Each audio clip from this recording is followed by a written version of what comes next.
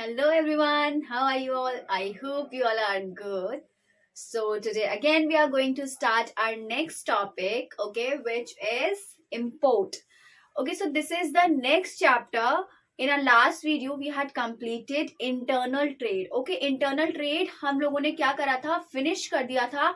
And in this video we are going to start our new chapter which is import and export. Okay, import and export is not a chapter name, it is the topic. Chapter name is international trade. ठीक है, पहले हमने पढ़ा था internal trade. Internal trade का मतलब क्या था कि जो व्यापार, जो बिजनेस हमारे कंट्री के अंदर होता है. ठीक है, but what is the meaning of international trade? International trade का मतलब होता है तो हम क्या करते हैं, फॉरेन कंट्रीज के साथ भी बिजनेस करते हैं. ठीक है, not in our own country, in, ठीक है, in other countries also we do. ठीक है, तो उसको क्या बोलते हैं हम, इंटरनेशनल बिजनेस. फाइन.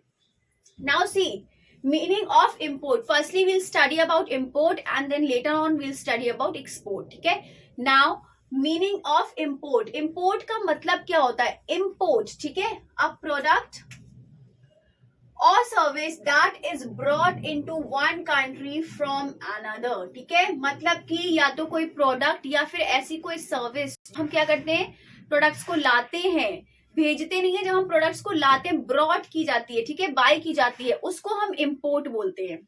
ओके, उसको हम क्या बोलते हैं, इंपोर्ट. और या फिर इसको क्या बोलते हैं, the act of bringing goods और services into a country.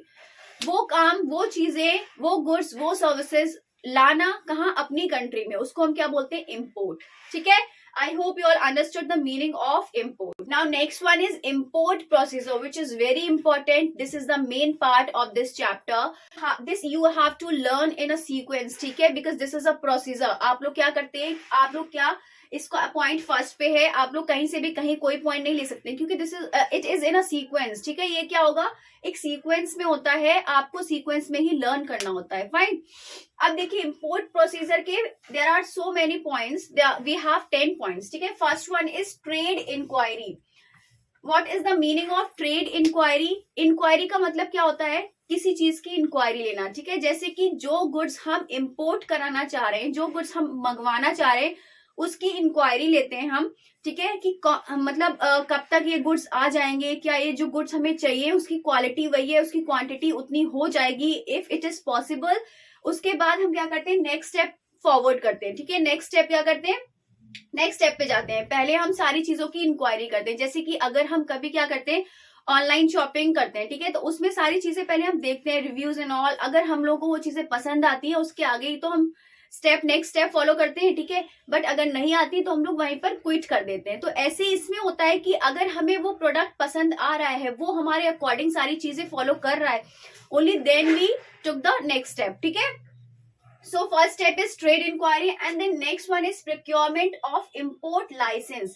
Procurement of import license means क्या होता है, एक ऐसा लाइसेंस होता है जो कि हमें चाहिए होता है आगे स्टेप फॉलो करने के लिए. ठीक है, आगे का जो भी हमारे स्टेप्स हैं वो कंप्लीट करने के लिए. अब यहाँ पर क्या होता है, हर इंपोर्ट को, सारे इंपोर्ट को रजिस्टर कराना पड़ता है किसके पास, DGFT. This is not C, this is T. ठीक है, DGFT means direct journal foreign trade. आपको यहाँ पर रजिस्टर कराना पड़ता है, इंपोर्ट को रजिस्टर कराना पड़ता है, जिससे कि क्या हो, आपको वो कोड मिल जाए, जिससे कि आप आगे फॉलो, जो भी स्टेप्स है वो फॉलो कर पाओ, कंप्लीट कर पाओ. ठीक है, और कौन सा कोड होता है, IEC.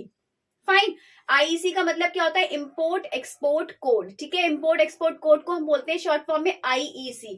तो आपको यहाँ पर क्या कराना पड़ता है, अपने आप को रजिस्टर कराना पड़ता है. ठीक है, रजिस्टर कराना पड़ता है. इसके बाद ये कोड मिलता है जिससे आप आगे सारे स्टेप्स पे जा पाओ. ठीक है, so this is the second point, procurement of import license. And then next one is obtaining foreign exchange. Now see what is the meaning of foreign exchange. जब हम गुड्स को दूसरी कंट्री से मंगा रहे हैं तो क्या होगा, अब हम जो पेमेंट करेंगे वो हमारा, जैसे कि हम इंडिया में है और बाहर की हम किसी और कंट्री, फॉरेन कंट्री से हम कोई प्रोडक्ट मंगा रहे हैं, तो क्या यही वाली करेंसी चलेगी, नहीं चलेगी. ठीक है, हमें क्या करना पड़ेगा, इसीलिए पहले वो जो करेंसी है वो हमें एक्सचेंज करनी पड़ती है. ठीक है, जैसे हम इंडियन जो रुपीज है हमारे, वो हम कन्वर्ट करके उसी in that particular currency we have to convert the amount. ठीक है, हमें क्या करना पड़ेगा, वो अमाउंट कन्वर्ट करना पड़ेगा. उसके बाद ही हम आगे जो भी है गुड्स को परचेज कर पाएंगे, ठीक है। इसीलिए क्या करना पड़ता है, नेक्स्ट स्टेप हमें फॉरेन एक्सचेंज करना पड़ता है, हमें अपनी करेंसी को क्या करना पड़ता है, एक्सचेंज करना पड़ता है, fine. Then fourth step is placing order. उसके बाद क्या हो जाता है, जब सारी चीजें हो जाती हैं, तीनों चीजें, उसके बाद हम अपना ऑर्डर प्लेस करते हैं। Then next one is obtaining LOC। Obtaining LOC का मतलब क्या होता है, see LOC is letter of credit. Letter of credit, ये क्या होता है, लेटर ऑफ क्रेडिट कौन मांगता है, एक्सपोर्ट कंपनी मांगती है इंपोर्ट कंपनी से, क्योंकि जब वो गुड्स लेता है तो उसके पास कोई सिक्योरिटी होनी चाहिए कि हाँ ये जो गुड्स लिए जा रहे हैं वो सही है या नहीं सही है, ठीक है। तो इंपोर्ट वाला जो है, इंपोर्ट वाला लेटर ऑफ क्रेडिट देता है किसको, एक्सपोर्ट कंपनी को, ठीक है, जिससे एक्सपोर्ट कंपनी के पास प्रूफ रहे। और जो इंपोर्ट कंपनी है उसको ये लेटर ऑफ क्रेडिट कहाँ से मिलता है, बैंक से, ठीक है। तो ये बैंक से क्या करता है, लेटर ऑफ क्रेडिट लेता है, उसके बाद वो क्या करता है, एक्सपोर्ट कंपनी को सेंड कर देता है, fine. Then next one is arranging for finance. अब देखिए, जब भी हम कोई गुड्स परचेज करेंगे तो उसके लिए हमें क्या फ्री में मिल जाएगा गुड्स, नहीं, उसके लिए क्या करना पड़ेगा, हमें पहले फाइनेंस इकट्ठा करना पड़ता है, ठीक है। जब हम फाइनेंस इकट्ठा कर लेंगे, अपने पास पैसा कंप्लीट कर लेंगे पूरा, उस जो भी प्रोडक्ट लेना है उसके अकॉर्डिंग हमारे पास पैसा हो जाएगा, तभी तो हम गुड्स परचेज करेंगे, ठीक है। तो हमने ऑर्डर दे दिया, सब कुछ दे दिया, उसके बाद जितना भी फाइनेंस हमें चाहिए, ठीक है, we will arrange that finance, fine. Then next one is receipt of shipment advice. Receipt of shipment advice का मतलब क्या होता है, ये एक्सपोर्ट कंपनी देती है इंपोर्ट कंपनी को जिस भी शिप में उन्होंने गुड्स को रखा है, मतलब उसकी क्या होगी, सारी डिटेल्स होंगी कि कौन सी शिप पे गुड्स, कौन सी शिप में गुड्स आ रहा है, क्या उसका नंबर है, कितना प्रोडक्ट है, क्या है, सारी चीजें जो भी होती है, quantity, quality, each and everything, ठीक है, वो कहाँ लिखा होता है, शिपमेंट एडवाइस में लिखा होता है। तो वो सारी वो रिसीव किया जाता है इंपोर्ट कंपनी के थ्रू एंड गिवन किसके थ्रू किया जाता है, एक्सपोर्ट कंपनी के थ्रू, ठीक है। एक्सपोर्ट कंपनी ये शिपमेंट एडवाइस देती है इंपोर्ट कंपनी को। Then next one is retirement of import documents. Retirement of import documents का मतलब देखिए क्या हो गया, यहाँ पर गुड्स होते हैं, ठीक है, जो हम गुड्स वहां से आए हैं, ठीक है, वो हमें क्या करने भी पड़ते हैं, तो उसके लिए बहुत सारी रूल्स रेगुलेशंस होते हैं जो फॉलो करनी पड़ती हैं। इसीलिए क्या होता है, जो एक्सपोर्ट कंपनी होती है वो डायरेक्ट सारे के सारे डॉक्यूमेंट्स इंपोर्ट कंपनी को नहीं देती है, क्योंकि वो अलग कंट्री का है और वो अलग कंट्री के हैं, तो इतनी जल्दी ट्रस्ट बनना इज वेरी डिफिकल्ट, ठीक है। तो वो इसीलिए क्या करते हैं, जो भी यहाँ पर गुड्स आते हैं, सी